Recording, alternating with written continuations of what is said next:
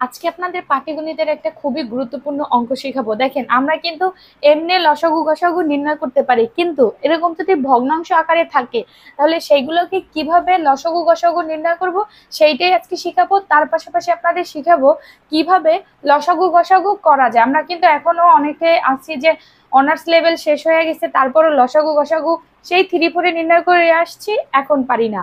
একসাথে আপনাকে আজকে দুইটা শিখাই দেব কিভাবে ভগ্নাংশ আকারে থাকলে সেটার লসাগু গসাগু নির্ণয় করে। দেখেন এখানে কি বলছে, 3/5 এবং 4/7 এর গসাগু নির্ণয় করো। অর্থাৎ আমার এই পুরাটা আর এই পুরাটা, এই দুইটার আমার কি গসাগু নির্ণয় করতে বলছে। এখন আমরা কিন্তু সাধারণভাবে যদি এমনি দুইটা সংখ্যা বলতো তাহলে করতে পারতাম, কিন্তু ভগ্নাংশ আকারে বলছে, এখন কিন্তু আমাদের একটু কঠিন হয়ে গেছে।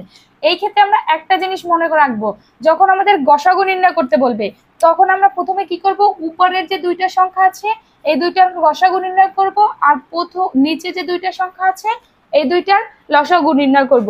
আর দুইটাকে নির্ণয় করার পর যে মানটা আসবে সেটাকে শুধু ভগ্নাংশ আকারে লিখব, তাহলে কিন্তু উত্তর চলে আসবে। দেখেন, প্রথম দুইটা যদি আমরা গসাগু নির্ণয় করি, উপরে যে দুইটা সংখ্যা আছে 3 আর 4, চারের এই দুইটার গসাগু কিভাবে নির্ণয় করবেন। এখন দেখেন, গসাগু নির্ণয় করলে কি আপনাকে সংখ্যা দুটোকে ভাগ করতে হবে। দেখেন 3 আর 4 কিন্তু শুধু এক ধারায় ভাগ করা যায়, অর্থাৎ 3 আক্ষে 3, 4 আক্ষে 4, এই একটা সংখ্যা দ্বারাই ভাগ করা যায়, আর কিন্তু কোনো সংখ্যা দ্বারা এদের ভাগ করা যায় না। তাহলে গসাগুর ক্ষেত্রে আমার এখানে উত্তর হবে কোনটা? গসাগুর ক্ষেত্রে কিন্তু এইখানে শুধু যেই সংখ্যাটা দ্বারা ভাগ করা হয় আমরা শুধু ওই সংখ্যাটাকেই নেব। আর লসাগুর ক্ষেত্রে কিন্তু এই তিনটা সংখ্যাকে গুণ করার পর যেইটা হবে সেইটা হবে আমার লসাগু। দেখেন এখন ভগ্নাংশ আকারে আমরা এখানে লিখে নিলাম, উপরে পাইছি কত 1, আমরা নিচের সংখ্যা দুটোর কি করব, লসাগু নির্ণয় করব 5 আর 7। দেখেন 5 আর 7কে কিন্তু করা যায় না, কারণ ওইটাকে শুধু ওই 1 আর অন্য কোনো সংখ্যা দ্বারা ভাগ করা যায় না। তাহলে আমার এইটার লসাগু কি হবে,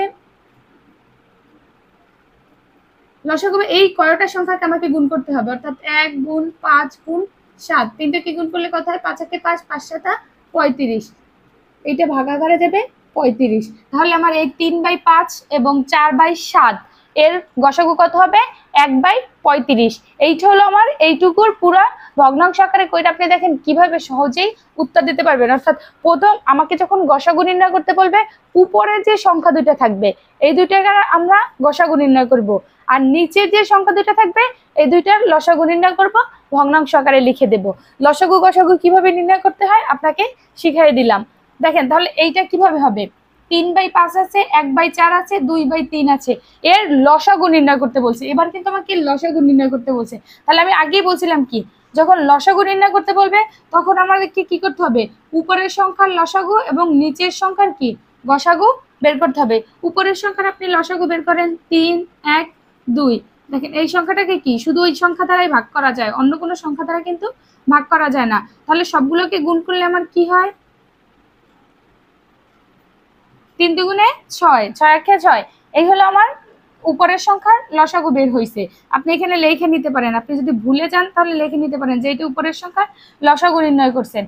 আর নিচের সংখ্যার গসাগু 5 4 3, দেখেন এই 5 4 3 এই সংখ্যা দুইটাকে কিন্তু শুধু একটা সংখ্যা দ্বারাই ভাগ করা যায়, এক ধারা, এছাড়া কিন্তু আর কোনো সংখ্যা দ্বারা আপনি এগুলোকে ভাগ করতে পারবেন না। তাহলে 5 আক্ষে 5, 4 আক্ষে 4, 3 আক্ষে 3, অর্থাৎ এখানে আমার শুধু এক ধারাই ভাগ করা গেছে। আমরা আগেই বলছিলাম গসাগুর ক্ষেত্রে শুধু যেই সংখ্যা দ্বারা ভাগ করা যাবে সেইটাই হবে 1। এখন আমরা কি লিখবো, উপরে 1 নিচে 6, নিচে 1 এটার কিন্তু কোনো মান নেই, আমরা জানি যে প্রত্যেকটা সংখ্যার নিচে কি 1 আছে, তার মানে এইটার উত্তর হবে কত 6। আপনি শুধু মনে রাখবেন যখন গসাগু নির্ণয় করতে বলবে তখন আমরা উপরের সংখ্যার গসাগু করব, নিচের সংখ্যার লসাগু করব।